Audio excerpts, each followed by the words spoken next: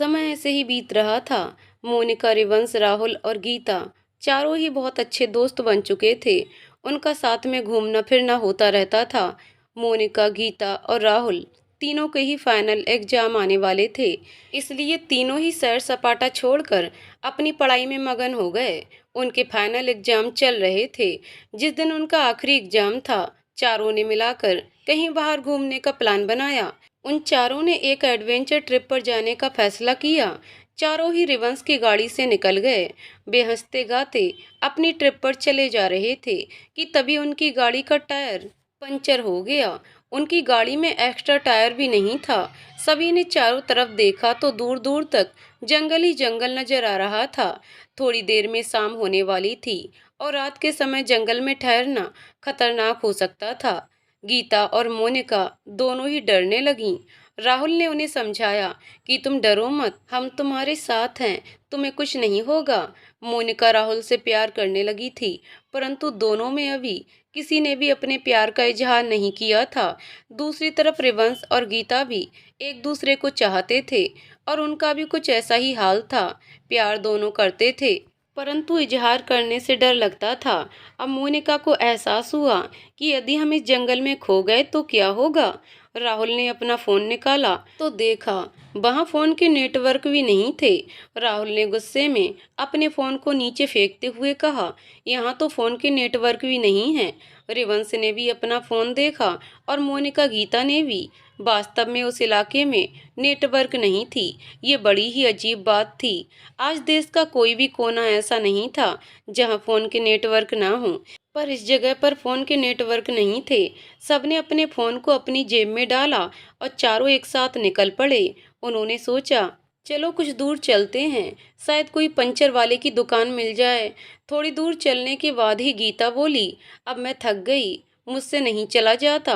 दूसरी तरफ मोनिका का भी यही हाल था।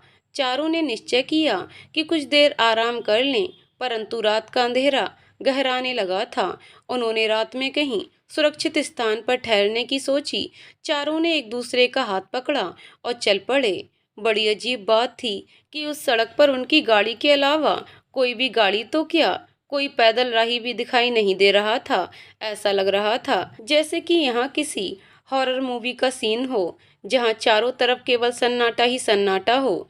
तभी दूर जंगल में रोशनी की एक किरण दिखाई दी। वे चारों रोशनी की दिशा में चल पड़े। जब वे वहां पहुंचे तो उन्होंने देखा कि वहां एक खंडरनुमा घर था और उनके टेरेस पर एक मरियल सा बल्ब बंद जल रहा था और उसी की रोशनी उन्हें दिखाई दे रही थी।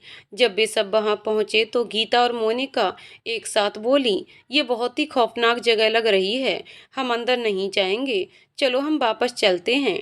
हम सड़क पर ही चलते रहेंगे, कम से कम सुरक्षित तो रहेंगे। राहुल बोला, इस अंधेरे में वापस जाना भी खतरनाक है, क्योंकि इस जंगल में जंगली जानवर भी तो हो सकते हैं। चलो अंदर चलकर देखते हैं, इस घर में कोई ना कोई तो होगा ही। गीता को बहुत डर लग रहा था, तो रिवंश ने गीता का हाथ थाम लिया और राहुल ने मोना का। जब राहुल ने हाथ थामा तो उसे थोड़ी सी राहत महसूस हुई और वे चारों अंदर आ गए। उन्होंने देखा वह जगह बहुत ही साफ सुथरी थी और अंदर दो कमरे और किचन थी। वहां बहुत ही कम लाइट वाला बल्ब जल रहा था। उन्होंने अंदर जाकर आवाज लगाई कि क्या घर में कोई है। उन्होंने 2-3 बार आवाज लगाई, परंतु उन्हें कोई आवाज का जवाब देने वाला नहीं मिला। उन चारों को बहुत तेज भूख भी लगी थी। तभी चारों रसोई में गए तो उन्होंने देखा कि वहां पर कुछ चावल और रोटी और सब्जी बनी हुई रखी थी। वे चारों भूखे थे, परंतु गीता और मोनिका ने राहुल और रिवंश को रोकते हुए कहा कि ऐसे अनजान जगह पर खाना खतरनाक हो सकता है, पता नहीं इस खाने में कहीं कुछ मिला हुआ हो। राहुल और रिवंश को उनकी बात सही लगी तो उन्होंने खाना नहीं खाया। उन चारों ने एक ही कमरे में ठहरने का निश्चय किया, क्योंकि ये एक अनजानी जगह थी और यहाँ कुछ भी हो सकता था। इसलिए वे चारों एक ही कमरे की तरफ बढ़ गए। उस कमरे में 2 बिस्तर थे।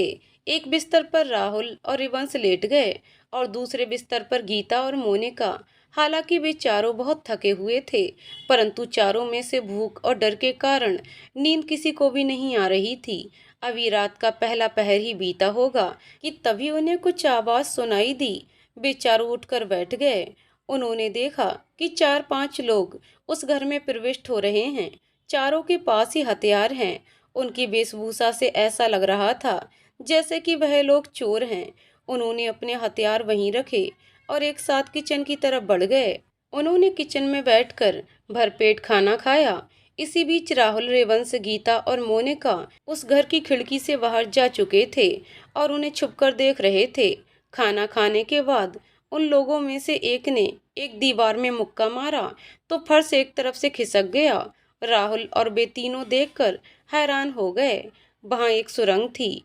वे डाकू उस सुरंग में चले गए। राहुल का मन हुआ कि वह नीचे जाकर देखे, परंतु मोनिका ने उसका हाथ कसकर पकड़ लिया और उसे जाने से मना कर दिया। कुछ देर बाद वे डाकू वापस आए और उन्होंने वापस से दूसरी दीवार पर एक मुक्का मारा तो सुरंग का रास्ता बंद हो गया। फिर वे बैठकर योजना बना रहे थे कि सुबह 5 बजे आज एक्सिस बैंक को लूटने वाले हैं। उनकी बातों से राहुल और रिवंश को ये समझते देर नहीं लगी कि वह लोग डाकू हैं। कुछ देर बाद वह लोग वहां से चले गए। उनके जाते ही रिवंश फुर्ती से अंदर आया और उसने भी उसी दीवार पर मुक्का मारा तो फर्श एक तरफ से हट गया और उसमें कुछ सीढ़ियां नजर आईं। राहुल और रिवंश दोनों नीचे जाने लगे तो गीता, मोनिका ने उन्हें रोकने की कोशिश की, परंतु वे नहीं रुके। तो डर के कारण गीता और मोनिका भी उनके साथ चल दी। वे चारों नीचे पहुंचे तो अंदर एक तहखाना था। चारों वहां का नजारा देखकर हैरान हो गए। वहां सोने चांदी के गहने और बहुत सारे नोट थे। फिर चारों वहां से वापस आए। उन्होंने वैसे ही दरवाजा बंद कर दिया। उन चारों ने निश्चय किया कि वे इसकी सूचना पुलिस को देंगे, पर सवाल ये था कि ये काम किया कैसे जाए, क्योंकि उनके फोन के नेटवर्क नहीं आ रहे थे। तभी पीछे से किसी ने कहा, क्या हम आपकी कुछ मदद कर सकते हैं? वे चारों एकदम पलटे तो हैरान रह गए।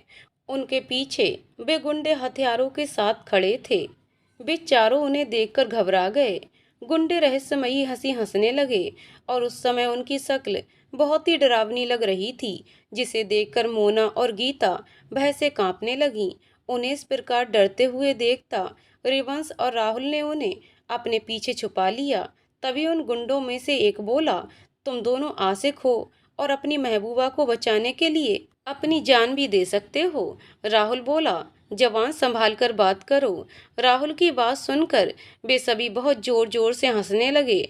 राहुल ने उन पर हमला करने की कोशिश की, पर तभी एक गुंडे ने हवा में गोली चलाई और बोला, ज्यादा होशियारी करने की कोशिश मत करना, वरना तुम चारों की लाशें तड़पती हुई नजर आएंगी। तभी उसने अपने साथी गणों को हुक्म देते हुए कहा, इन चारों को अंदर तहखाने में ले चलो। वे सभी गुंडे उन चारों के सिर पर बंदूक तान कर नीचे तहखाने में ले गए और उन्हें कुर्सियों से बांध दिया। गुंडे कहने लगे, अभी तो हम जरूरी काम से जा रहे हैं, वापस आकर तुम दोनों से अपना दिल बहलाएंगे। गीता और मोनिका की तरफ इशारा करते हुए कहा, और तुम्हारा खेल तमाम कर देंगे। दोनों लड़कों की तरफ घूरते हुए बोले। ऐसा कहकर गुंडे वहां से निकल गए। मोनिका और गीता दोनों बोलीं, अब क्या होगा? वो तो चले गए और हमारे फ़ोन के नेटवर्क भी नहीं हैं जो हम किसी को अपनी हेल्प के लिए बुला सकें। रिवंश कहने लगा, तुम चिंता मत करो, हम कोई ना कोई तरकीब यहाँ से निकलने की जरूर निकाल लेंगे। वह ऐसा कहकर अपने हाथ खोलने की कोशिश करने लगा, परंतु उनके हाथ बहुत ही टाइट बंधे थे। तभी एक हल्की आवाज सुनाई दी। सभी राहुल की तरफ देखने लगे। रिवंश ने पूछा, राहुल, ये किस चीज की आवाज थी? तो राहुल मुस्कुराते हुए बोला, अभी पता चल जाएगा। सबने देखा कि राहुल के हाथ खुल गए थे। वास्तव में राहुल ने हाथ में जो ब्रेसलेट पहना हुआ था उसमें एक बटन था, जिसके दबाते ही उसमें से छोटा चाकू निकल जाता है। उसने एक चाकू की सहायता से अपनी रस्सियां काट लीं और उसने खड़े होकर जल्दी से उन तीनों के हाथ भी खोल दिए। चारों ने जल्दी से सीढ़ियां चढ़ीं और तहखाने का दरवाजा खोलकर बाहर आ गए। उन चारों ने वहां से तेजी से निकलने का फैसला किया और वे तेज कदमों से वहां से निकल गए। उस समय सूरज ने भी अपनी किरणें बिखेरनी शुरू कर दी थीं, इसलिए रोशनी में उन्हें ज्यादा परेशानी नहीं हुई और वह जल्दी मेन हाईवे पर आ गए। तभी उन्होंने देखा कि उनके फोन के सिग्नल भी आ गए हैं। उन्होंने तुरंत ही पुलिस को फोन में लाया। पुलिस इंस्पेक्टर ने फोन उठाते ही कहा, हेलो, मैं इंस्पेक्टर सलीम बोल रहा हूँ, कहिए हेलो इंस्पेक्टर, मैं रिवंश शर्मा बोल रहा हूँ, शर्मा एंड ग्रुप कंपनी का सीईओ। यस सर, इंस्पेक्टर ने एकदम से पूछा। क्या हुआ सर, कोई परेशानी है? इस पर रिवंश बोला, मैं आपको एक लोकेशन भेज रहा हूँ। वहाँ पर हमने कुछ गुंडों को बैंक लूटने की प्लानिंग करते सुना और वहाँ पर उनका चोरी किया हुआ माल भी एक तहखाने में रखा हुआ है। आप जल्दी आ जाइए। ओके सर, मैं अभी पहुँचता हूँ। ऐसा कहते ही फ़ोन काट दिया गया। तभी राहुल बोला, यार हमें कितनी देर तक इंतजार करना होगा? हम अपने शहर से ज्यादा दूर नहीं हैं। पता नहीं क्या क्या प्लानिंग की थी घूमने की, पर सब बेकार हो गया। गीता बोली, मैं बहुत थक गई हूँ और मुझे भूख भी लगी है। अरे, रिवंश ने कहा, बस कुछ देर और वेट करो, अभी पुलिस यहाँ पहुँचती ही होगी। अभी फोन किए हुए 1 ही घंटा हुआ था कि तभी पुलिस की कई गाड़ियां उनके पास पहुंच गईं। वे पुलिस वालों को लेकर उस तहखाने तक पहुंचे और वहां पर रखा हुआ सारा माल जब्त कर लिया। इंस्पेक्टर ने उन चारों का धन्यवाद दिया, लेकिन राहुल कहने लगा कि केवल माल जब्त करने से कुछ नहीं होगा, आपको उन गुंडों को भी पकड़ना होगा। आप ठीक कह रहे हैं मिस्टर राहुल, लेकिन अब तो वो लोग चौकन्ने हो गए होंगे। आप हमारे साथ थाने चलिए और उनका हुलिया बताइए। हमारे एक्सपर्ट उनकी तस्वीर बना देंगे और हम आपकी मदद से उन गुंडों को पकड़ पाएंगे। राहुल ने कहा, ठीक है सर, लेकिन हमें पहले इन्हें घर छोड़ दें। उन्होंने मोना और गीता की तरफ इशारा करते हुए कहा। जी हाँ, मुझे कोई परेशानी नहीं है।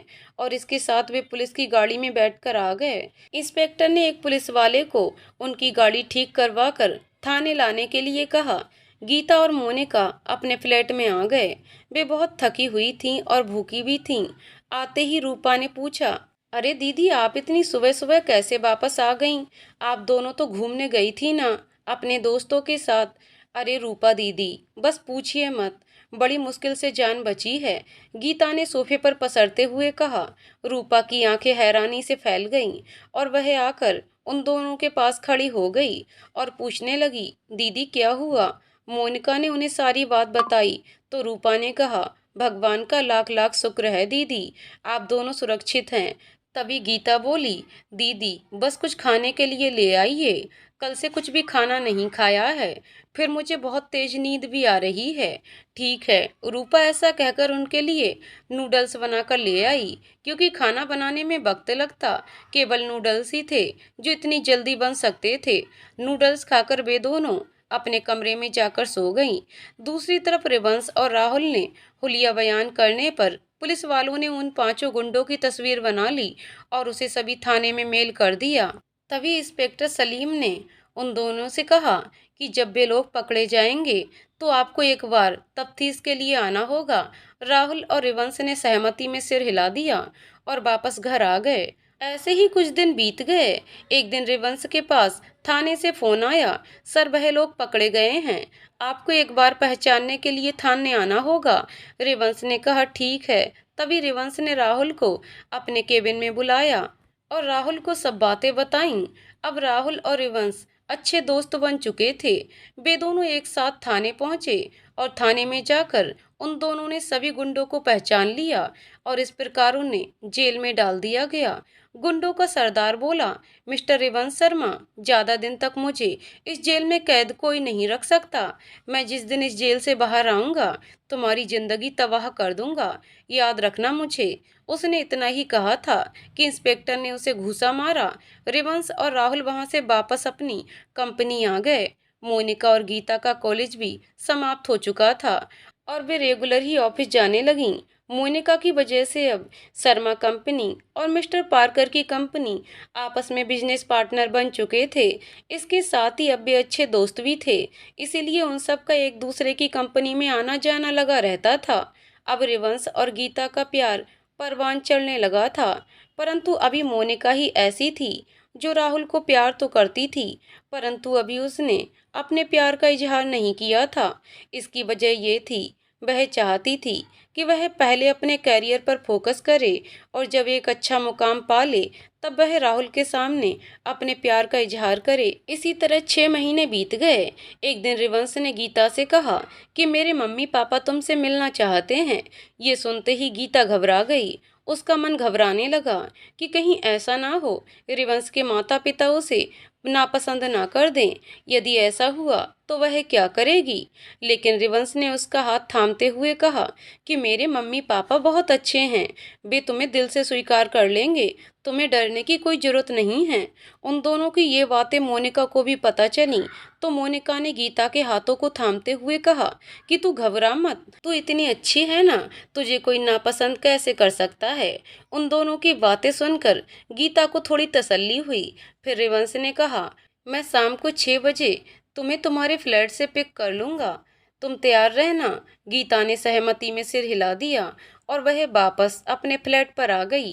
घर आते ही गीता ने पूरे रूम में इधर से उधर चक्कर काटना शुरू कर दिया। मोनिका उसे देखकर, क्या कर रही है तू, इतनी नर्वस क्यों है? अरे यार, मुझे समझ में नहीं आ रहा कि मैं उसके मम्मी पापा के सामने क्या पहन कर जाऊं ताकि मेरा फर्स्ट इम्प्रेशन ही अच्छा पड़े। मोनिका बोली, 1 मिनट रुक। और वह अपने कमरे में गई और वहां से एक सुंदर सा घेरदार सूट और चूड़ीदार पजामी लेकर आई और उसके साथ ही गोल्डन दुपट्टा था। उसे गीता को देते हुए बोली, देखिए नीला रंग तुझ पर कितना फवेगा। वास्तव में नीले रंग का सूट बहुत ही सुंदर था और उसकी गोल्डन रंग की चूड़ीदार पजामी और दुपट्टा सोने पर सुहागा था। वह उसे देखकर खुश हो गई। उसने वह ड्रेस पहन ली और तैयार हो गई। उसने हल्का मेकअप किया। वह रिवंश का इंतजार करने लगी। अभी वह इंतजार कर रही थी, पता नहीं उसके दिमाग में क्या आया और वह मोनिका के पास जाकर बोली, मोनिका तुम भी मेरे साथ रिवंश के मम्मी पापा से मिलने चलो ना, आखिर हमारी तरफ से भी तो कोई होना चाहिए। मोनिका ने कहा, पहले एक बार तू मिला, उसके बाद हम काकी को यहाँ बुला लेंगे और वही तुम्हारे रिश्ते की बात कर लेंगी। लेकिन गीता जिद करने लगी। इतने में रिवंश भी आ गया। उसने उन दोनों की बातें सुन ली तो उसने भी मोनिका की तरफ देखते हुए कहा, हाँ मोनिका, तुम भी हमारे साथ चलो, मम्मी पापा तुमसे मिलकर बहुत खुश होंगे। मोनिका बोली, लेकिन वे लोग मुझे जानते भी नहीं हैं। तो रिवंश ने कहा, मैंने तुम्हारी तारीफों के इतने पुल बांध रखे हैं कि वह भी तुमसे मिलने के लिए बेचैन हैं। तब रिवंश और गीता ने ज्यादा जिद की तो वह भी जाने के लिए तैयार हो गई। उसने एक सफेद रंग का सिंपल सा सूट पहना और उस पर लाल रंग का जयपुरी दुपट्टा डाला। वे दोनों उसके साथ उसके घर आ गए। रिवंश ने घर पहुंचते ही रिवंश की माँ ने उन्हें दरवाजे पर ही रोक दिया। ये देखकर गीता के तो जैसे पैरों तले की जमीन खिसक गई। उसने कसकर मोनिका का हाथ थाम लिया, परंतु जब उसने देखा कि रिवंश की माँ ने नौकर को आवाज दी और आरती की थाली मंगाई तो उसे कुछ तसल्ली हुई। फिर रिवंश की माँ मुस्कुराते हुए गेट की तरफ बढ़ी और उन्होंने गीता की आरती उतारते हुए उससे कहा, बेटा अंदर आओ, तुम मेरे घर की लक्ष्मी हो, फिर भला मैं तुम्हें बिना आरती के अपने घर में कैसे प्रवेश करने देती। यह सुनकर उसकी आंखें नम हो गईं। उसे कभी माँ का प्यार नहीं मिला था और जब रिवंश की माँ को देखकर उसे अपनी माँ जैसी फीलिंग हो रही थी। उसने आगे बढ़कर जैसे ही मिसेज रितु के पैर छूने चाहे, उन्होंने उसे बीच में ही रोकते हुए कहा, बेटियां माँ के पैर नहीं छूती, गले लगती हैं। और उन्होंने गीता को अपने गले से लगा लिया। उन दोनों का ऐसा प्यार देखकर मोनिका की आंखें भी नम हो गईं। तभी रितु की नजर मोनिका पर गई तो उन्होंने दूसरे हाथ से मोनिका को भी अपने गले लगने का इशारा किया। तो मोनिका के कदम न जाने क्यों उनकी तरफ बढ़ गए और वह भी उनके गले लगकर रो पड़ी। अभी वे गले लगी ही हुई थी कि उनके कमरे में बंस आता हुआ बोला, अरे रिवंश भैया, ये तो हम दोनों भाइयों के साथ बड़ी नाइंसाफी हो गई। ये दोनों अनजान लड़कियों ने हमारी जगह ले ली, ये तो हम दोनों की जगह थी ना। रिवंश ने सुना तो मुस्कुराते हुए कहा, हाँ ये जगह हमारी थी और आज से इन दोनों की भी है। ऐसा कहकर न जाने रिवंश का हाथ मोनिका के बालों को सहलाने लगा। उसकी माँ भी रिवंश और मोनिका के बारे में जानती थी। रिवंश ने उन्हें बताया था कि मोनिका को देखकर उसे अपनी बहन वाली फीलिंग आती है, इसीलिए उसकी माँ ने बस मुस्कुराकर रिवंश की तरफ देखा। तभी वंश बोला, अरे भाई, बहुत जोरों की भूख लगी है। माँ आपने तो कहा था कि भाभी के आते ही आप हमें खाना दे देंगी, तो अब तो बिल्कुल भी भूख सहन नहीं हो रही। पेट में चूहे ही नहीं बल्कि अब तो हाथी घोड़े ऊंट सब कूदने लगे हैं। वंश के मुंह से अपने लिए भाभी सुनकर गीता शर्मा गई। वंश की ऐसी बातें सुनकर सभी हंस पड़े और वे डाइनिंग टेबल की तरफ बढ़ गए। सभी ने एक साथ बैठकर खाना खाया। रिवंश की माँ मोनिका और गीता से मिलकर बहुत खुश हुई। वह बोली, मुझे अपने बेटे की पसंद पर नाज है। मुझे पता था कि मेरा बेटा जिस लड़की को पसंद करेगा वह कोई ऐसी वैसी तो हो ही नहीं सकती। तभी मोनिका ने कहा, आंटी जी, हम दोनों अनाथ आश्रम में पले बड़े हैं, इसलिए गीता की सगाई की अनुमति अनाथ आश्रम से भी लेनी होगी। रिवंश की माँ ने कहा, बेटा तुम चिंता मत करो, रिवंश ने मुझे सब कुछ बता दिया था, और इतना ही नहीं, मैंने तो उनसे बात भी कर ली है। कल मैंने पंडित जी को बुलाया है और उसे सगाई की शादी का मुहूर्त निकलवाने के बाद मैं अनाथ आश्रम में फोन करके तुम्हारी काकी को भी यहीं बुलवा लूंगी। गीता और मोनिका ये सुनकर बहुत खुश हुई। रिवंश की माँ ने पंडित को बुलाया। पंडित ने अपनी पोथी निकालकर उंगलियों पर कुछ गणना की और कहने लगे, बहन जी, इस महीने की 10 तारीख सगाई के लिए शुभ है, परंतु शादी के लिए 15 तारीख का योग बन रहा है। इसके बाद 2 साल तक कोई भी अच्छा संयोग नहीं है। पंडित जी की बात सुनकर रिवंश की माँ बोली, लेकिन पंडित जी, इतनी जल्दी शादी की तैयारियां हम कैसे कर पाएंगे? सगाई की तैयारी तो जैसे वैसे हम कर ही लेंगे, मगर शादी में तो बहुत सारी तैयारियां करनी पड़ती हैं। हमारे तो रिश्तेदारों को न्योता भेजना होगा, और हमारे रिश्तेदार भी बहुत दूर दूर रहते हैं, उन्हें भी तो आने के लिए समय चाहिए। उन्होंने एक बार पंडित जी से फिर कहा, पंडित जी एक बार फिर से पत्रिका देखिए, शायद 15 तारीख के अलावा कोई अन्य शुभ मुहूर्त हो। उनके कहने पर पंडित जी ने फिर से एक बार पत्रिका को उलट पलट कर देखा और फिर से कुछ उंगलियों पर गणना की और फिर से बोले, नहीं बहन जी, मैंने दोबारा से कन्फर्म कर लिया है। 15 तारीख के बाद अगला शुभ मुहूर्त 2 साल बाद का ही है। अब आप निश्चय कर लीजिए कि आपको शादी कौन से मुहूर्त में करनी है। रिवंश भी वहीं बैठा हुआ था और उनके पापा भी बैठे हुए थे। उन्होंने रितु के हाथों को अपने हाथों में लेते हुए कहा, तुम चिंता क्यों करती हो, सब तैयारियां हो जाएंगी, हम हैं ना, सब मिलकर तैयारियां कर लेंगे। रिवंश और बंश ने भी अपने पिता की हाँ में हाँ मिलाते हुए अपनी माँ को आश्वस्त किया। उसकी माँ ने कहा, ठीक है। उन्होंने पंडित जी को दक्षिणा दी और पंडित जी को विदा किया। फिर उन्होंने रिवंश से कहा कि तुम मुझे काकी का नंबर मिला दो, मैं उनसे अभी बात करती हूँ और तुम लोग कल जाकर काकी को लिवा लाओ। रिवंश ने काकी का नंबर मिलाकर उन्हें दिया। रितु ने फ़ोन पर उनसे बात की। वह बहुत खुश हुई क्योंकि वह यही चाहती थीं कि उनके आश्रम के सभी बच्चे हमेशा अच्छी तरक्की करें, उनकी शादी अच्छे घरों में हो जाए। उन्होंने कहा कि मैं दिल्ली आ जाऊंगी, तो रिवंश की माँ ने कहा, नहीं, आपको अकेले आने में परेशानी होगी, मैं रिवंश को वहाँ भेज दूंगी। काकी ने काफ़ी मना किया, परंतु रितु जी नहीं मानी, तो उन्होंने कहा, ठीक है। कुछ देर उन्होंने बातें की, फिर फ़ोन रख दिया। इसी बीच में रिवंश ने गीता को फ़ोन किया और उसे सगाई की तारीख बताई। गीता सगाई की तारीख सुनकर बहुत खुश हुई, लेकिन रिवंश बोला, मुझे तो अनाथ आश्रम का पता मालूम नहीं है, क्या तुम मेरे साथ चलोगी? गीता ने हाँ में सिर हिला दिया। उन्होंने कहा कि हम कल सुबह अगली मॉर्निंग ही निकल चलेंगे ताकि शाम तक वापस आ जाएं। गीता फ़ोन काटने के बाद मोनिका के गले लगकर खुशी से चहकते हुए बोली, मोना, हमारी सगाई की तारीख फिक्स हो गई और कल हम काकी माँ को लेने के लिए जा रहे हैं। मोनिका भी गीता की खुशी में खुश हो गई। अगली सुबह वे दोनों काकी को लेने मथुरा चल पड़े। पूरे रास्ते एक दूसरे का हाथ थामे हुए वे अपनी आने वाली खुशियों की सौगात में खोते हुए थे। वे आश्रम पहुँचे। काकी ने उनका स्वागत बहुत खुशी से किया। दोनों ने काकी के पैर छुए और आशीर्वाद प्राप्त किया। काकी ने एक लड़के को आवाज लगाकर खाना लगाने को कहा। सभी ने खाना खाया और फिर काकी बोली, बेटा थोड़ी देर आराम कर लो, तब तक मैं आश्रम की जिम्मेदारी मैनेजर को सौंप कर आती हूँ। कुछ देर आराम करने के बाद वे तीनों वापस दिल्ली आ गए। रिवंश और गीता काकी के साथ वापस दिल्ली आ गए। दिल्ली में रितु ने काकी का स्वागत बहुत अच्छे ढंग से किया। उन्होंने आगे बढ़कर काकी को गले लगाया और उन्हें सम्मान सहित बैठने के लिए कहा।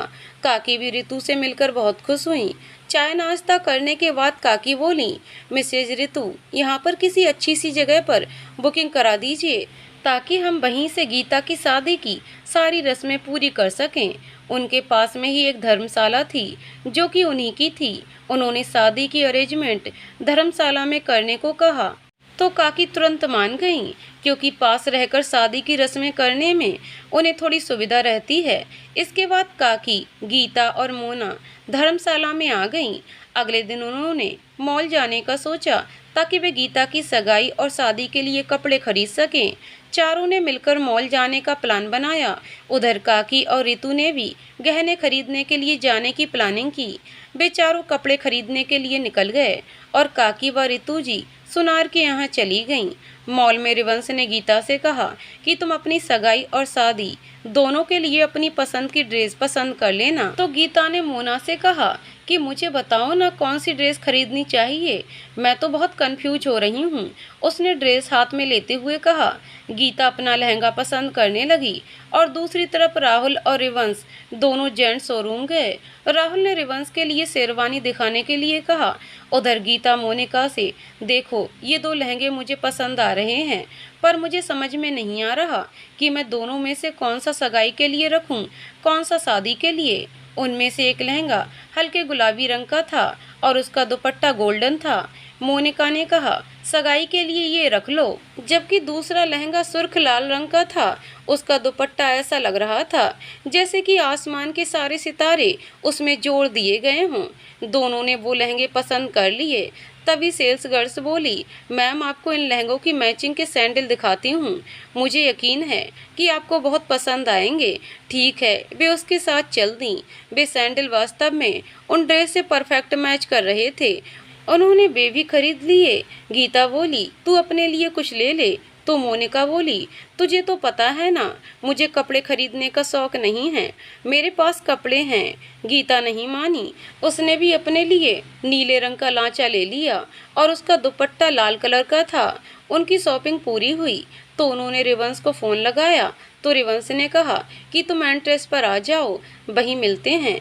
अभी राहुल और रिवंश एंट्रेस की तरफ आ रहे थे, तभी राहुल की नज़र एक साड़ी पर पड़ी तो ना जाने क्यों उसका मन उसे खरीदने के लिए करने लगा। वह साड़ी मोनिका के लिए लेना चाहता था, परंतु समझ में नहीं आ रहा था कि वह उसे साड़ी देगा कैसे, क्या कहेगा। तभी रिवंश ने कहा, अरे राहुल रुक क्यों गया।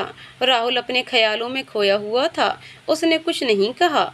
जवाब ना पाकर रिवंश ने उसकी नज़रों का पीछा किया तो देखा कि उसकी नज़र एक हल्के गुलाबी रंग की साड़ी पर अटकी हुई थी जो बहुत ही प्यारी लग रही थी। रिवंश ने पूछा, क्या तुम्हें ये साड़ी खरीदनी है। राहुल ने ख्यालों में खोए हुए कहा, हाँ, मेरी मोनिका इस साड़ी में बिल्कुल परी की तरह लगेगी। उसकी बात सुनकर रिवंश भौचक्का सा रह गया। उसने राहुल के कंधे पर हाथ रखा तो राहुल जैसे अपने ख्यालों से जागा। अरे यार चलो ना, वह हड़बड़ाकर बोला। लेकिन रिवंश ने राहुल का हाथ पकड़ा और उसे उसी दुकान पर ले गया जहां पर वह साड़ी थी। उसने तुरंत दुकानदार से पैक करने के लिए कहा और पेमेंट करके राहुल के हाथ में थमाते हुए कहा, जा दे कर आ ये साड़ी उसे और अपने प्यार का इजहार भी कर दे। राहुल हड़बड़ाते हुए बोला, प्यार का इजहार? नहीं नहीं। रिवंश ने कहा, अरे तुम तो बड़े छुपे रुस्तम निकले, वास्तव में मोना बहुत अच्छी लड़की है। राहुल बोला, मैं जानता हूँ, तभी तो उसके पीछे पीछे दिल्ली तक चला आया। क्या? रिवंश एकदम से हैरानी से बोला। फिर राहुल ने उसे सब कुछ बताया। उसकी बात सुनकर रिवंश बोला, अरे यार तुम्हारा प्यार तो बड़ा पुराना है। राहुल ने कहा, परंतु मैं अभी तक अपने प्यार का इजहार नहीं कर पाया। उसकी बात सुनकर रिवंश बोला, पर क्यों? तो राहुल ने जवाब में कहा, डर लगता है यार, कहीं अपने प्यार पाने के चक्कर में अपनी दोस्ती भी ना खो दूं। रिवंश ने कहा, ये भी हो सकता है, मोनिका भी तुमसे प्यार करती हो। लड़कियां इस मामले में बहुत संजीदा होती हैं, वह जल्दी ही अपने प्यार का इजहार नहीं करती, पहल तो लड़कों को ही करनी पड़ती है। वे बातें कर रहे थे कि तभी दोबारा से रिवंश का फ़ोन बजा तो रिवंश ने देखा कि वह फ़ोन गीता का है जो एंट्रेस पर उनका इंतजार कर रही थी। एंट्रेस पर उन्हें ना पाकर उन्होंने कॉल किया था। रिवंश ने कॉल उठाते हुए कहा, 2 मिनट में पहुंच रहे हैं। वे तुरंत वहां से निकलकर एंट्रेस पर पहुंचे और चारों घर आ गए। इसी तरह 2 दिन शॉपिंग में ही बीत गए। आज गीता और रिवंश की हल्दी की रस्म थी। सुबह ही रितु ने रिवंश से कह दिया था कि जब तक सगाई नहीं हो जाती तब तक तू ऑफिस नहीं जाएगा। रिवंश ने तुरंत सहमति में सिर हिला दिया। उधर गीता और मोना ने भी अपने ऑफिस से सगाई तक की छुट्टियां ले ली थीं, क्योंकि उनके पास परिवार के नाम पर ज़्यादा लोग नहीं थे। गीता ने अपनी सगाई का निमंत्रण अपने ऑफिस के सभी एम्प्लॉय को दिया। वे सभी खुशी खुशी उसकी सगाई में आने के लिए तैयार हो गए। शाम को रिवंश और गीता की सगाई की रस्म खुशी खुशी संपन्न हो गई। इसी तरह हंसते मुस्कुराते शादी की तारीख भी नजदीक आ गई। शाम को उनकी हल्दी की रस्म होनी थी। राहुल अब रिवंश के घर पर ही रुक गया था, क्योंकि रिवंश ने उसे शादी तक अपने साथ रहने के लिए कहा था। अब वे बहुत अच्छे दोस्त बन चुके थे और अपने मन की बातें एक दूसरे से शेयर किया करते थे। शाम को उस धर्मशाला को बहुत ही सुंदर तरीके से सजाया गया था। चारों तरफ रोशनी जगमगा रही थी। गीता ने पीले रंग की साड़ी पहनी हुई थी और उसने कुछ फूलों से बनी ज्वेलरी भी पहनी थी। वह इस ड्रेस में ऐसी लग रही थी जैसे कि आसमान से कोई अप्सरा उतर कर आई हो। काकी ने जब उसे देखा तो उसकी आंखों में खुशी के आंसू आ गए और उसने अपनी आंखों से काजल का टीका गीता के कान के पीछे लगाते हुए कहा, मेरी बच्ची को किसी की नजर ना लगे। गीता भी स्नेह पाकर काकी के गले से लिपट गई। उसकी आंखों से अविरल आंसू बहने लगे। वह काकी से बोली, मैंने अपनी माँ को तो नहीं देखा, पर मुझे पक्का यकीन है कि शायद वह भी मुझे इतना प्यार नहीं करती जितना आपने दिया है।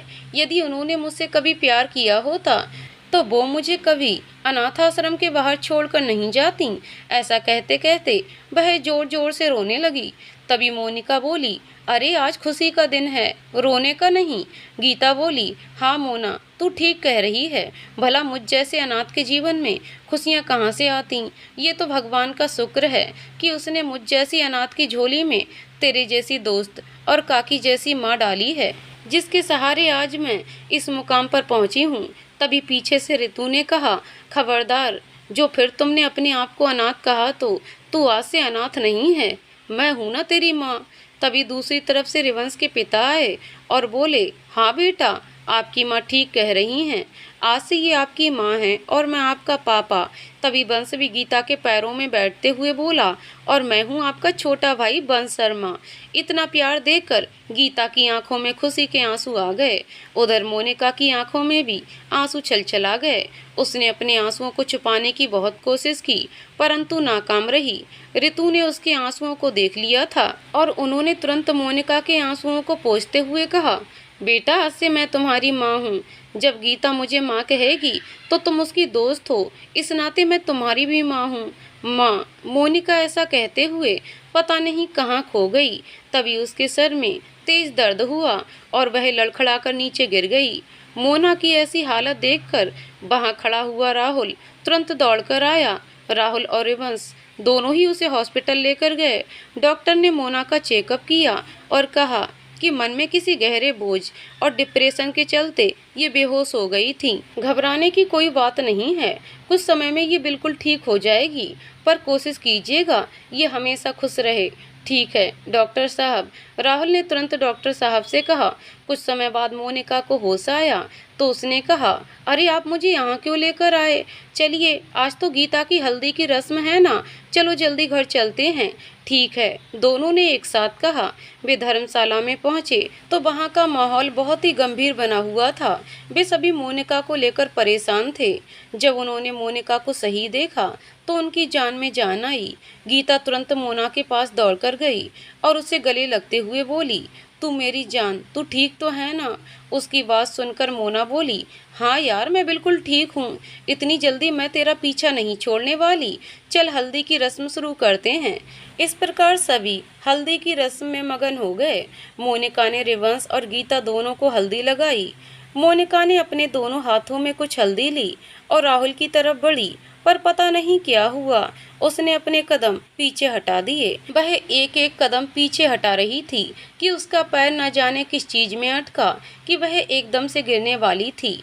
तभी राहुल ने उसे गिरते हुए देखा तो बिजली की सी फुर्ती से वह नजदीक आया और उसने उसे कमर से पकड़कर गिरने से बचाया। मोनिका ने डर के कारण अपनी आंखें बंद कर लीं।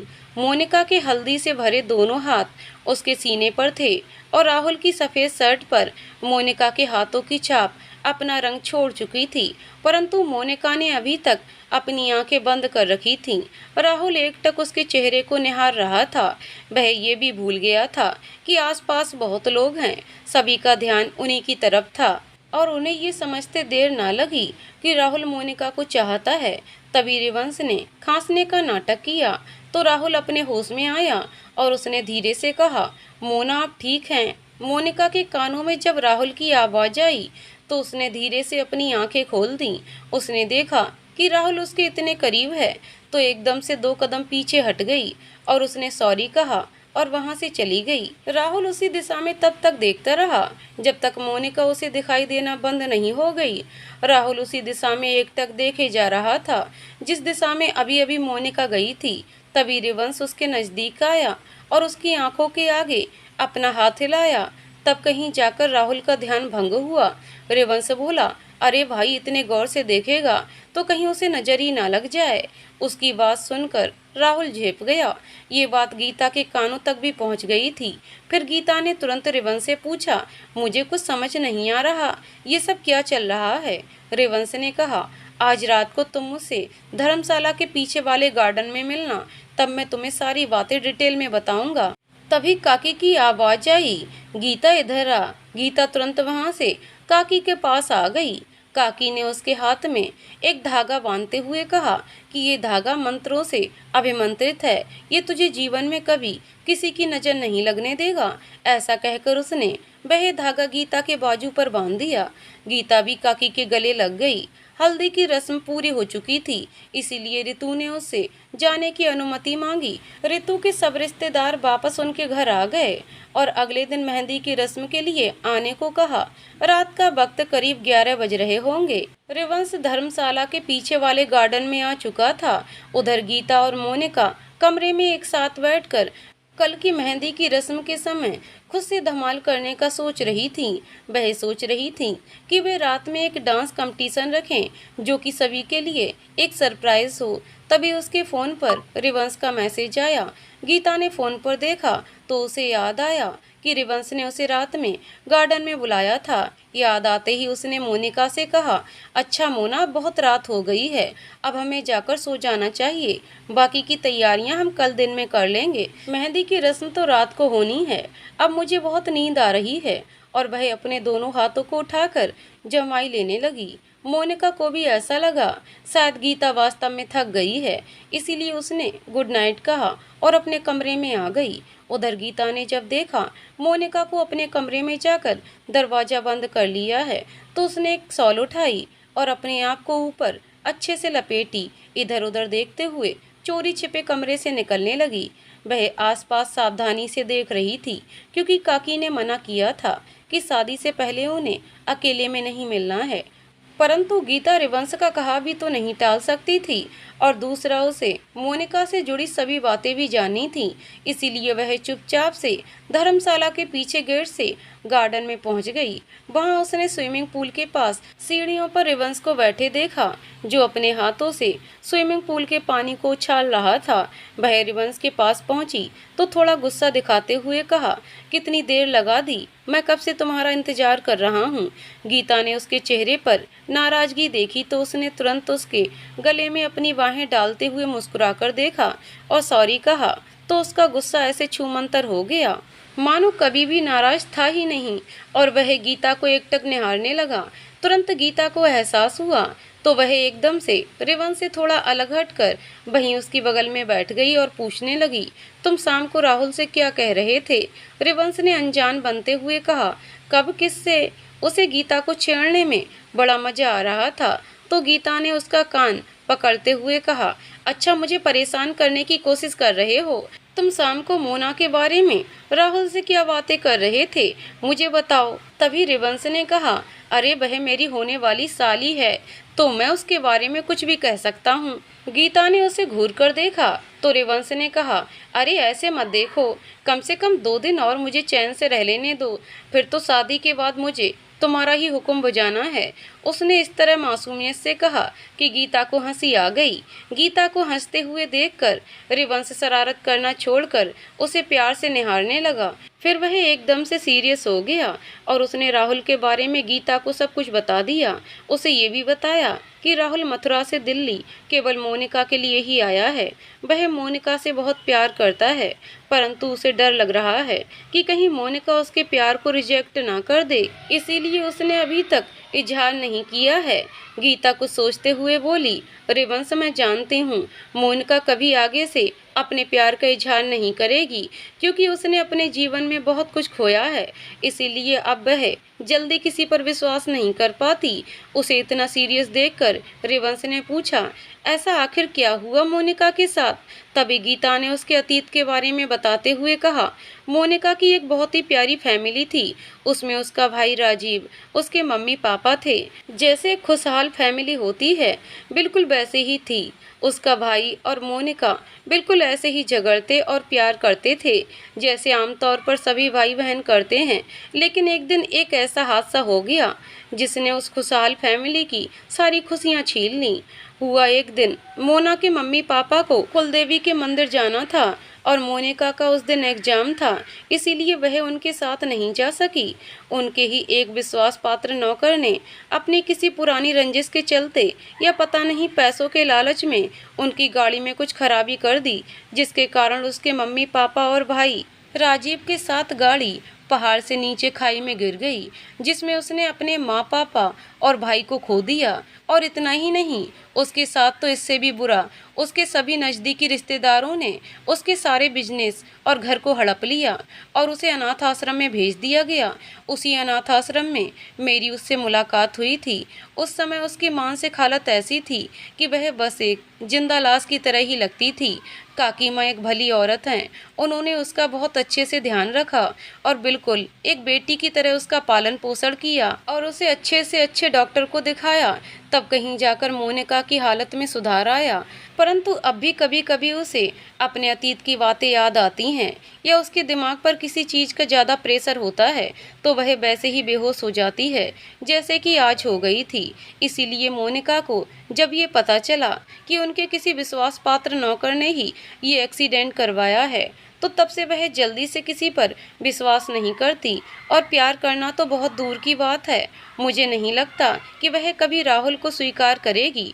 तभी रिवंश ने कहा, तुम्हें ऐसा लगता है कि वह राहुल से प्यार नहीं करती? गीता ने कहा, हाँ। तो रिवंश बोला, तुम गलत हो गीता, मैंने तो मोनिका की आंखों में राहुल के लिए बहुत प्यार देखा है। गीता बोली, अगर ऐसी बात है तो मैं पूरी कोशिश करूंगी कि वह राहुल के प्यार को स्वीकार कर ले, क्योंकि वास्तव में राहुल बहुत अच्छा लड़का है। परंतु यदि मोनिका को राहुल से प्यार भी हुआ तब भी वह इतनी आसानी से स्वीकार नहीं करने वाली। हमें ही इसके लिए कुछ योजना बनानी पड़ेगी। रिवंश बोला, ठीक है, हमारी शादी हो जाए उसके बाद हम इन दोनों का प्यार मुकम्मल कराने की कोशिश करेंगे। और इस प्रकार वह दोनों एक दूसरे को गुड नाइट कहकर वापस अपने अपने घर चले गए। रिवंश और गीता एक दूसरे को गुड नाइट कहकर अपने अपने कमरे में आ गए। वे बिस्तर पर लेटे हुए अपने भविष्य के सुंदर सपने सजाए नींद के आगोश में चले गए। अगले दिन उनकी मेहंदी की रस्म थी। रात को संगीत का प्रोग्राम भी रखा गया था। सुबह से ही धर्मशाला को ऐसे सजाया गया था जैसे कि किसी दुल्हन को। धर्मशाला गुलाब और मोगरे के फूलों से सजी हुई थी। गार्डन एरिया में लगे हुए पौधे झिलमिलाती लाइटों से सजाए गए थे। दूसरी तरफ रिवंश का घर भी सुंदर तरीके से सजाया गया था। अगले दिन चारों तरफ चहल पहल थी। शाम को रितु जी अपने परिवार वालों और रिश्तेदारों के साथ शगुन की मेहंदी लेकर धर्मशाला में पहुंची थीं। काकी ने गर्मजोशी से उनका स्वागत किया। गीता ने गोल्डन रंग की साड़ी पहनी हुई थी जिसमें वह बहुत ही प्यारी लग रही थी। रिवंश और गीता को मेहंदी लगाई गई। गीता के बार बार कहने पर मोनिका ने भी मेहंदी लगवाई। गार्डन में डीजे लगाया गया था। मेहंदी की रस्म के बाद सभी गार्डन एरिया में पहुंच गए। सभी ने बारी बारी से डांस किया। उसके बाद गीता और रिवंश ने भी कपल डांस किया। रिवंश के कहने पर गीता ने स्टेज पर मोनिका को भी अपने साथ खींच लिया। उधर रिवंश राहुल को भी स्टेज पर ले आया। वे चारों मिलकर डांस करने लगे। जब वे चारों डांस करने में मग्न थे तभी गीता के इशारे पर रिवंश और गीता डांस करते हुए स्टेज से नीचे आ गए। अब स्टेज पर मोनिका और राहुल ही बचे थे, परंतु उन्हें इस बात का एहसास ही नहीं था कि अब वे स्टेज पर अकेले हैं। वे कपल डांस में इतने खोए हुए थे कि उन्हें पता ही नहीं चला कि सभी की निगाहें उन दोनों पर ही जमी हैं। तभी रिवंश ने गीता को कोहनी मारते हुए कहा, तुम तो कहती थी मोनिका राहुल से प्यार नहीं करती, तो फिर ये क्या है? गीता मोनिका को देखकर हैरान थी और खुश भी। उनके डांस परफॉर्मेंस को देखकर वहां उपस्थित सभी लोगों ने तालियां बजाईं तो दोनों अपने होश में आए। मोनिका तुरंत वहां से अपने कमरे की तरफ दौड़ गई। कमरे में जाकर उसने अपने सिर पर चपत लगाते हुए अपने आप से कहा, अरे मोना, तू पागल हो गई है? तुझे अचानक क्या हो जाता है? तू राहुल की आंखों में क्यों खो जाती है? अपने आप पर तुझे नियंत्रण रखना चाहिए। उधर सभी रस्में पूरी हो चुकी थीं, इसीलिए रितु, नरेश जी अन्य रिश्तेदारों के साथ वापस अपने घर आ गईं। अगले दिन शादी थी, इसीलिए बहुत सी तैयारियां बाकी थीं। सभी तैयारियां पूरी करने में जुट गए। रात बीत गई थी, आखिर शादी का दिन भी आ गया था। गीता आज थोड़ा नर्वस थी। उसे कभी परिवार का प्यार नहीं मिला था। वह नहीं जानती थी कि परिवार के सदस्यों के साथ वह संतुलन बना पाएगी या नहीं। वह इसी कश्मकश में थी कि वह पत्नी, बहू और भाभी की जिम्मेदारी निभाने में असफल तो नहीं हो जाएगी, कहीं वह सभी को निराश तो नहीं कर देगी।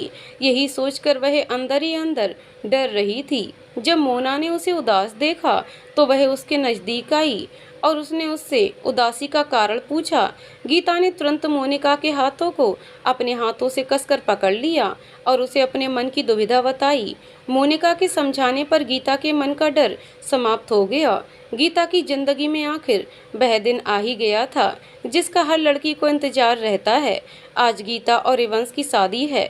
धर्मशाला में सुबह से ही बहुत चहल पहल है। सभी इधर उधर घूम घूम कर बारात के स्वागत की तैयारी में लगे हुए थे।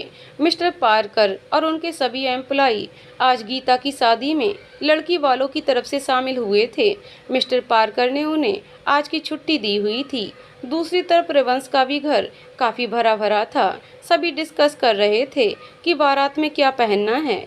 औरतों में तो होड़ सी लगी हुई थी। वह एक दूसरे से अधिक सुंदर दिखना चाहती थीं। रिवंश भी अपने कमरे में आईने के सामने अपने आप को निहार रहा था। तभी राहुल और वंश कमरे में आ गए। राहुल बोला, अरे यार, अब इतना भी मत निहार अपने आप को, थोड़ा बहुत भाभी के लिए भी छोड़ दे। वंश भी हंसते हुए बोला, हाँ भैया, आईना इतना भी मत देखो कि बेचारा आईना शर्मा कर टूट जाए। उन दोनों की बातें सुनकर रिवंश उन्हें घूर कर देखने लगा। तभी रिवंश की माँ रितु देवी अंदर आईं और बोली, रिवंश, आज पूरा दिन तू गीता का चेहरा नहीं देखेगा क्या? पर क्यों? वह एकदम से बोला। उसे ऐसा बोलते हुए देखकर राहुल बोला, अरे यार, पहले तू आराम से बैठ जा, कहीं आंटी जी की बात सुनकर तू बेहोश ना हो जाए। हाँ हाँ भैया, प्लीज आप बैठ जाइए। ऐसा बोलते हुए वंश हंसने लगा। उसकी बात सुनकर रितु देवी उनके नजदीक आईं और दोनों हाथों से दोनों के कान मरोड़ते हुए बोली, अच्छा, तुम दोनों को बड़ी ठिठोली सूझ रही है। तभी वंश चिल्लाते हुए बोला, आह माँ, मेरा बेचारा कान, आप मेरे कान के पीछे ही क्यों पड़ी रहती हैं? किसी दिन ये उखड़कर आपके हाथ में आ जाएगा। हाँ आंटी जी, प्लीज छोड़ दीजिए हमारा कान, वरना जिंदगी भर दोनों कान पकड़कर सॉरी नहीं बोल पाएंगे। राहुल भी मिमियाते हुए बोला। रितु देवी ने उनके कान छोड़ते हुए रिवंश से कहा, बेटा, ये एक रस्म है। बुजुर्गों का मानना है कि शादी वाले दिन दूल्हा दुल्हन का चेहरा नहीं देख सकता। पर माँ, ये पुरानी परंपरा है। पुरानी सही, पर मैं अपने बच्चों को लेकर कोई रिस्क नहीं ले सकती। कहते हैं उस दिन चेहरा देखने से अपशकुन हो जाता है। नहीं नहीं, मैं कोई रिस्क नहीं ले सकती, रितु ने डरते हुए कहा। रिवंश ने अपनी माँ को डरा हुआ देखा तो उसने बेमन से कहा, ठीक है माँ, मैं नहीं देखूंगा गीता का चेहरा। रितु ने उसके सर पर प्यार से हाथ फेरा और वहां से मुस्कुराते हुए चली गई। उनके जाते ही राहुल बोला, कोई बात नहीं, मैंने सुना है इंतजार का फल मीठा होता है। रिवंश बोला, इंतजार सिर्फ 1-2 घंटे का होता है, पूरे 12 घंटे का नहीं। कहीं ऐसा ना हो इंतजार का फल पककर मीठा होकर सड़ जाए। उसकी रोनी सूरत देखकर वंश और राहुल को भी हंसी आ गई। रिवंश ने उसे घूरते हुए कहा, बेटा मजे ले लो, जब तुम्हारी शादी होगी ना, तब मैं तुम्हें देख लूंगा।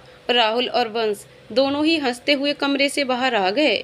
दूसरी तरफ धर्मशाला में भी बारात के स्वागत की तैयारियां जोर शोर से चल रही थीं। धीरे धीरे शाम हो गई।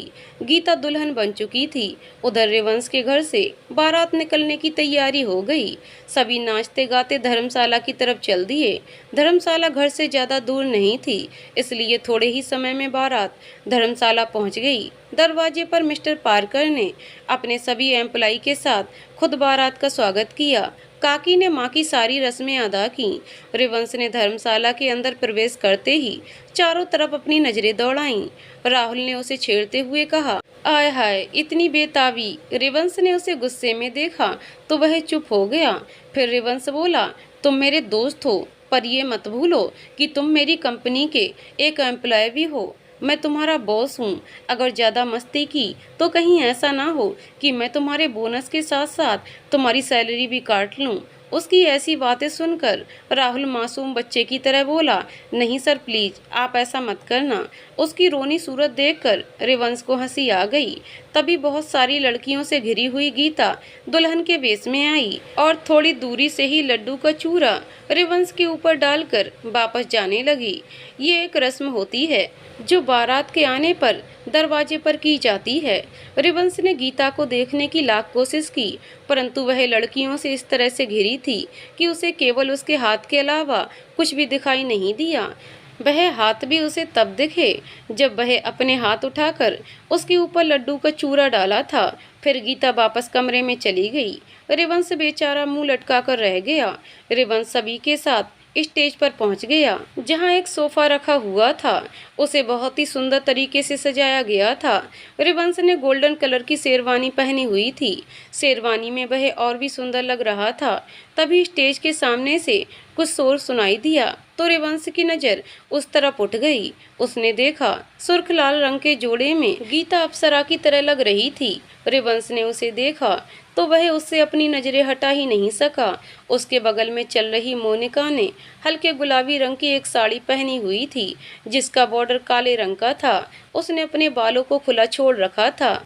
उसने हल्के गुलाबी रंग की लिपस्टिक लगाई थी और आंखों में काजल। इसके अलावा उसने कोई मेकअप नहीं किया था। वह सादगी की साक्षात मूर्ति लग रही थी। राहुल की नज़र उस पर पड़ी तो वह देखता ही रह गया। गीता धीरे धीरे कदम बढ़ाती हुई स्टेज की तरफ बढ़ रही थी। जैसे जैसे उनके बीच की दूरी कम हो रही थी, गीता व रिवंश के दिलों की धड़कन बढ़ती जा रही थी। गीता जब स्टेज के नज़दीक पहुंची तो रिवंश ने उसका हाथ पकड़कर स्टेज पर चढ़ाया। गीता शर्माते हुए रिवंश के बगल में सोफे पर बैठ गई। दोनों ही चोर नजरों से एक दूसरे को देख रहे थे। दूसरी तरफ राहुल मोनिका को देखता। मोनिका की नजरें उसकी तरफ उठती तो वह सक पकाकर नजरें हटा लेता। तभी पंडित जी की आवाज आई कि जयमाला का समय हो गया है। रितु ने कहा, बेटा जयमाला का समय हो गया है, दोनों खड़े हो जाएं। राहुल फूलों की 2 माला लाया। एक माला रिवंश को तो दूसरी माला गीता को पकड़ा दी। गीता ने जयमाला डालने की कोशिश की तो वंश ने रिवंश को गोदी में उठा लिया। गीता बेचारी हाथों में माला थामे खड़ी रही। जब राहुल ने ये देखा तो उसने जैसे ही गीता को उठाने के लिए हाथ बढ़ाया, तभी उसने देखा कि रिवंश वंश से कुछ कह रहा है। तभी वंश ने उसे नीचे उतार दिया। रिवंश अपने घुटनों पर बैठ गया और बोला, अब तुम आराम से माला मेरे गले में डाल सकती हो। उसे ऐसे देखकर गीता की आंखों में नमी आ गई। रिवंश ने उसका हाथ थामते हुए कहा कि गीता, मैं प्रॉमिस करता हूँ कि मैं तुम्हारी आंखों में कभी भी आंसू नहीं आने दूंगा। उसकी बात सुनकर स्टेज पर खड़े सभी लोगों ने बहुत जोर से तालियां बजाईं और लड़के तो जोर जोर से सीटी बजाने लगे। तभी रितु ने आकर गीता के सर पर हाथ फेरते हुए कहा, हाँ बेटा, मैं भी आज के बाद तुम्हारी आंखों में आंसू बर्दाश्त नहीं करूंगी। तुम प्रॉमिस करो कि तुम कभी अपनी आंखों में आंसू नहीं भरने दोगी। गीता अपनी किस्मत पर विश्वास नहीं कर पा रही थी। उसने तो सपने में भी नहीं सोचा था कि उसे इतना प्यार करने वाली फैमिली मिलेगी। गीता ने रितु के गले लगते हुए सहमति में सिर हिला दिया। फिर रितु ने उसे छेड़ते हुए कहा, कब तक मेरे बेटे को ऐसे ही अपने सामने झुकाए रखेगी? अब तो माला डाल दे। रितु के ऐसा कहने पर गीता ने रिवंश के गले में माला डाल दी। जैसे ही रिवंश ने गीता को माला डालनी चाहिए, गीता भी रिवंश के कदमों में झुक गई। उसने अपने दोनों हाथों से रिवंश के दोनों पैरों को छूते हुए कहा, मैं भी आपके इन चरणों में रहना चाहती हूँ। रिवंश ने उसे उठाते हुए कहा, तुम्हारी जगह मेरे पैरों में नहीं, मेरे दिल में है। ऐसा कहकर उसने भी गीता के गले में माला डाल दी। दोनों की शादी हंसी खुशी संपन्न हो गई। अब गीता शर्मा खानदान की बड़ी बहू बन गई। गीता की विदाई के समय मोनिका उसके गले लगकर फूट फूट कर रो पड़ी। आखिर रोती भी क्यों नहीं? उसका साथ बहुत सालों का था। जब रितु ने भी मोनिका को ऐसे रोते हुए देखा तो पूछा, बेटा तुम ऐसे क्यों रो रही हो? जब तुम्हारा मन हो तुम गीता से मिलने आ सकती हो। मोनिका तो कुछ नहीं बोली, परंतु तभी काकी ने कहा, ये दोनों बहुत लंबे समय से एक साथ रही हैं। अब गीता की शादी के बाद मोनिका अपने फ्लैट में अकेली रह जाएगी। यही सोचकर इसे ज़्यादा रोना आ गया था। पर कोई बात नहीं, ये तो समाज की रीत है। बेटियों को शादी करके आखिर अपने घर जाना ही पड़ता है। एक दिन आता ही है जब सहेलियां क्या, बहनों को भी छोड़कर जाना होता है। तभी रितु देवी ने कहा, हमारा इतना बड़ा घर है, 7 कमरे तो हमेशा खाली ही रहते हैं। मोनिका को मैंने अपनी बेटी ही माना है, इसलिए मोनिका भी आज से हमारे घर में ही रहेगी। आज बहुत खुशी का दिन है। मैं एक बहू के साथ बेटी भी घर ले जाऊंगी। मोनिका के साथ रहने से गीता को भी हमारे घर में अच्छा महसूस होगा। वह अपने आप को अकेला महसूस नहीं करेगी।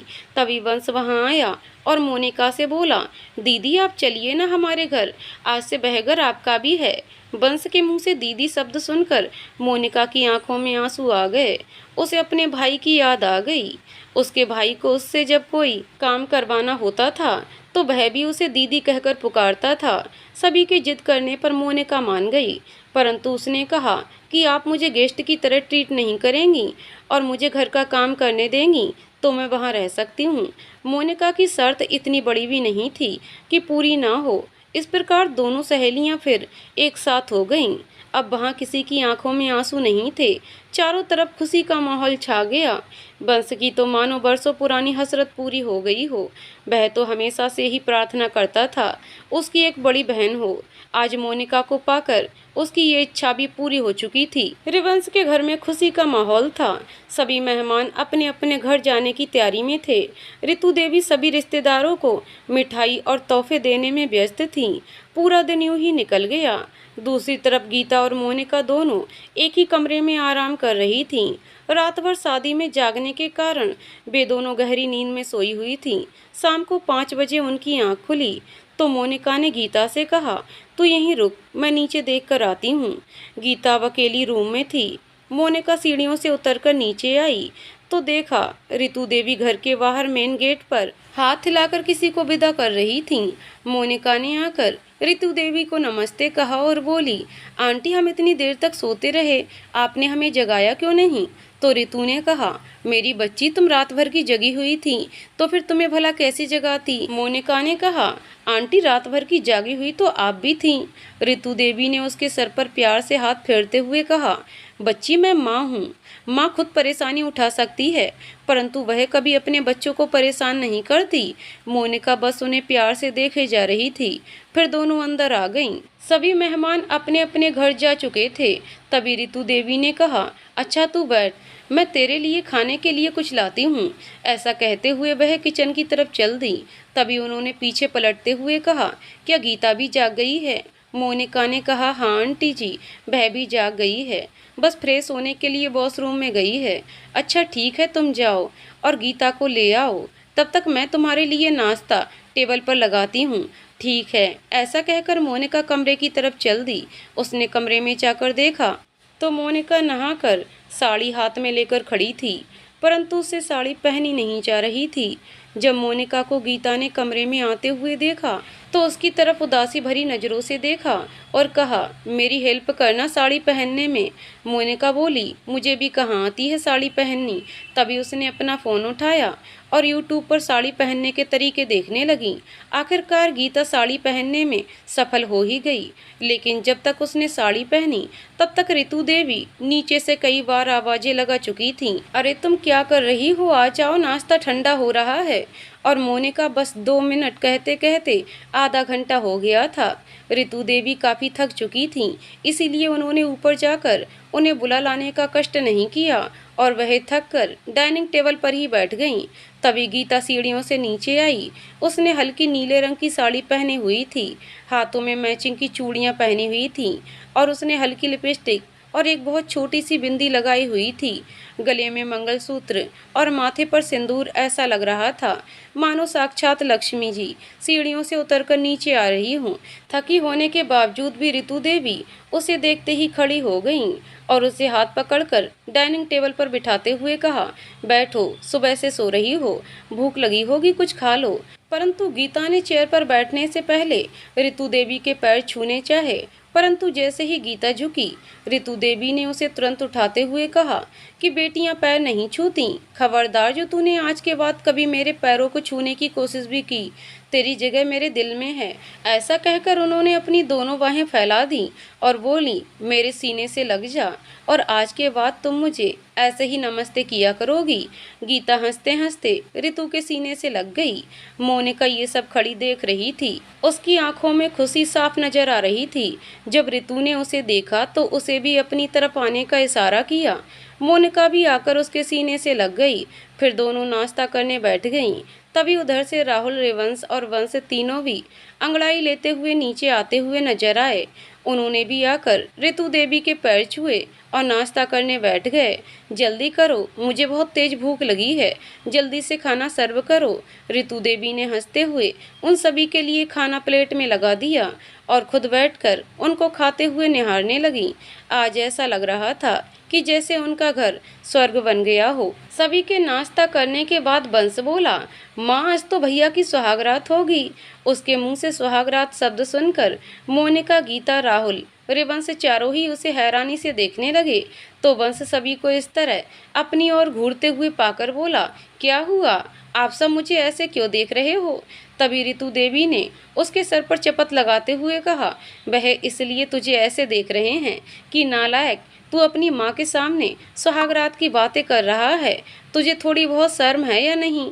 तभी बंस ने उसकी बात का जवाब देते हुए कहा, मॉमी, ये मॉडर्न टाइम है, ये सब बातें पुरानी हो चुकी हैं, आजकल तो ये सब बातें करना नॉर्मल है। तभी रिवंश के पापा बाहर से आते हुए बोले, हाँ, बस एक तेरे लिए ही तो मॉडर्न जमाना आया है, बाकी सब तो पुराने ख्यालात के हैं ना। अपने पापा को देखते ही बंस की बोलती बंद हो गई। रिवंश के पापा के आते ही गीता अपनी चेयर से खड़ी हो गई और उनके पैर छुए। उन्होंने उसके सर पर प्यार से हाथ रखते हुए आशीर्वाद दिया, हमेशा खुश रहो बेटा। तभी ऋतु देवी ने कहा, नहीं, पहले कल सुबह हम कुलदेवी माँ के मंदिर जाएंगे, उसके बाद ही ये रस्म होगी। ऋतु देवी की बातें सुनकर रिवंश और गीता शर्मा गए। गीता तो उठकर अपने कमरे में जाने लगी तो मोनिका बोली, मैं भी चलती हूँ। दोनों कमरे में आ गए। उनके जाने के बाद ऋतु देवी अपने पति के लिए चाय देने चली गईं। अगले दिन सुबह ऋतु देवी ने जब मोनिका को ऑफिस के लिए तैयार होते हुए देखा तो बोली, मोनिका बेटा, क्या तुम हमारे साथ कुलदेवी माँ के मंदिर नहीं चलोगी? तो मोनिका बोली, नहीं आंटी, मुझे ऑफिस जाना है, फिर भला मेरा वहाँ क्या काम है? तभी रिवंश उधर से आता हुआ बोला, अरे, कुलदेवी माँ के मंदिर को पिकनिक समझकर ही चली चलो, हम सब साथ होंगे तो बहुत मजे करेंगे और फिर तुम्हारे बिना गीता भी अकेला महसूस करेगी। मोनिका ने बहुत मना किया, परंतु ऋतु और रिवंश दोनों ही नहीं माने। उधर वंश ने भी जब ये सुना तो बोला, दीदी, आप क्यों नहीं चलेंगे? जब आप मेरी दीदी हैं तो हमारी कुलदेवी आपकी भी तो कुलदेवी हुई ना, आपको तो जरूर चलना चाहिए, क्योंकि आपको कुलदेवी का आशीर्वाद लेना बहुत जरूरी है, क्योंकि आप अभी अभी हमारे परिवार का हिस्सा बनी हैं। उसकी बात का समर्थन करते हुए ऋतु देवी भी बोली, हाँ, बिल्कुल सही कही वंश ने ये बात, तो पहली बार वंश ने कुछ सही कहा है। हमारे यहाँ जब बच्चे का जन्म होता है या किसी की शादी होती है तो हम कुलदेवी के मंदिर जाते हैं ताकि कुलदेवी माँ के आशीर्वाद के साथ उसे अपने परिवार का हिस्सा बना सकें। तो गीता हमारे परिवार का हिस्सा बहू के रूप में बनी है तो उसका जाना इसलिए जरूरी है, और मोनिका, तुम हमारे घर का हिस्सा बेटी के रूप में बनी हो तो इसीलिए तुम्हारा जाना भी उतना ही जरूरी है जितना कि गीता का। सबके इस प्रकार कहने पर मोनिका मान गई। उसने कहा, लेकिन मैंने ऑफिस से लीव एप्लीकेशन भी नहीं ली है। तो रिवंश बोला, इसकी चिंता तुम मत करो, मैं मिस्टर पार्कर को फोन करके बता दूंगा। मोनिका, तुम देवी माँ के दर्शन के लिए तैयारी करो। मोनिका ने कहा, ठीक है, ऐसा कहकर वह वापस अपने कमरे में गई और अपने ऑफिस जाने वाले कपड़े उतारकर सलवार सूट पहन लिया। उसका सलवार सूट संतरी कलर का था। उसमें वह उगते हुए सूरज की तरह लग रही थी। उधर रिवंश ने राहुल को भी अपने साथ चलने के लिए मना लिया। रिवंश बोला, माँ, पापा और वंश, आप सभी एक गाड़ी में निकल जाओ। मैं, गीता, मोनिका और राहुल दूसरी गाड़ी में आ जाएंगे। रितु देवी ने कहा, ठीक है। फिर उन्होंने पूजा का सारा सामान और वहाँ पर दान करने वाली सभी वस्तुएं गाड़ी में रखवा दी। वे तीनों एक गाड़ी में कुलदेवी माँ की पूजा के लिए निकल गए। दूसरी गाड़ी में राहुल, रिवंश, गीता, मोनिका थे। राहुल गाड़ी ड्राइव कर रहा था और उसके साथ अगली सीट पर मोनिका बैठी थी। पीछे वाली सीट पर गीता और रिवंश बैठे हुए थे। गीता ने रिवंश के कंधे पर सर रखते हुए कहा। वह दोनों एक दूसरे को बड़े प्यार से देख रहे थे। दूसरी तरफ राहुल भी ड्राइविंग करते करते कभी कभी चोर नज़रों से मोनिका को देख लेता और मोनिका भी कभी कभी एक नज़र डालती। गीता ने धीरे से कहा, ऐसा कब तक चलेगा? ये दोनों एक दूसरे से प्यार करते हैं, पर दोनों में से इजहार करने की पहल कोई नहीं कर रहा। रिवंश बोला, तुम चिंता मत करो, मैं राहुल को इसीलिए अपने साथ लाया हूँ। यदि ये योजना सफल रही तो राहुल इस बार अपने प्यार का इजहार जरूर कर देगा। गीता बोली, भगवान करे ऐसा ही हो। मोनिका ने अपनी जिंदगी में बहुत उतार चढ़ाव देखे हैं। अब मैं चाहती हूँ कि उसकी जिंदगी में भी एक ठहराव आ जाए और उसकी दुनिया खुशियों से भर जाए। जब वे कुलदेवी माँ के मंदिर पहुँचे तो वहाँ का पावन और मनोरम दृश्य देखकर सभी की सफ़र की सारी थकान मिट गई। चारों तरफ फैली हरियाली, ऊंचे नीचे पहाड़ों से घिरा कुलदेवी का मंदिर और पहाड़ों के साथ साथ कलकल करती हुई बहती नदी का स्वच्छ निर्मल पानी केवल रिवंश को छोड़कर बाकी सभी को अपनी तरफ आकर्षित कर रहा था। बस एक वही था जो उन पहाड़ों को देखकर न जाने क्यों थोड़ा सा भयभीत महसूस कर रहा था। भयभीत होने के बावजूद भी दूसरों की खुशी के लिए उसने भय के भावों को अपने चेहरे पर नहीं आने दिया। सभी ने कुलदेवी माँ की पूजा की। पूजा करने के बाद सभी मंदिर के चारों तरफ के प्राकृतिक दृश्य को देखने में बिजी हो गए। बस एक बंसी था जो मंदिर की सीढ़ियों पर बैठकर अपने फोन पर सोशल नेटवर्क पर बिजी था। थोड़ी देर बाद रितु देवी बोली, ऐसा करते हैं, हम उस तरफ घूमने चलते हैं। बच्चे हमारी वजह से खुलकर एंजॉय नहीं कर पा रहे हैं। रिवंश के पापा को भी ये बात समझ आ गई और वह बच्चों से बोले, बच्चों तुम यहाँ घूमो, हम जरा नदी के किनारे घूम कर आते हैं। सभी ने कहा, ठीक है। रितु देवी अपने पति के साथ नदी के किनारे आकर बैठ गईं। वे चारों दूसरी तरफ एक साथ घूम रहे थे। तभी गीता ने रिवंश से कहा, चलो उस पहाड़ी पर चलकर सेल्फी खींचते हैं। तो रिवंश ने तुरंत मना करते हुए कहा, नहीं, वहाँ खतरा हो सकता है। गीता ने भी ज़्यादा जिद नहीं की और बोली, अच्छा पहाड़ के ऊपर ना सही, लेकिन पहाड़ के नज़दीक जाकर तो हम सेल्फी खींच सकते हैं। तो रिवंश मान गया। उधर राहुल और मोनिका भी एक साथ घूम रहे थे, परंतु दोनों ही खामोश थे। थोड़ी देर बाद रितु देवी ने सबको आवाज़ लगाई, चलो घर चलते हैं। तो सभी उनके नज़दीक आकर खड़े हो गए और अपनी अपनी गाड़ी में आकर बैठ गए। आगे की कहानी अगले वीडियो में। तो दोस्तों, आपको कहानी कैसी लगी कमेंट करके जरूर बताइएगा। कहानी पसंद आई हो तो वीडियो को लाइक शेयर करें और चैनल को सब्सक्राइब करें। कहानी को पूरा सुनने के लिए बहुत बहुत धन्यवाद दोस्तों।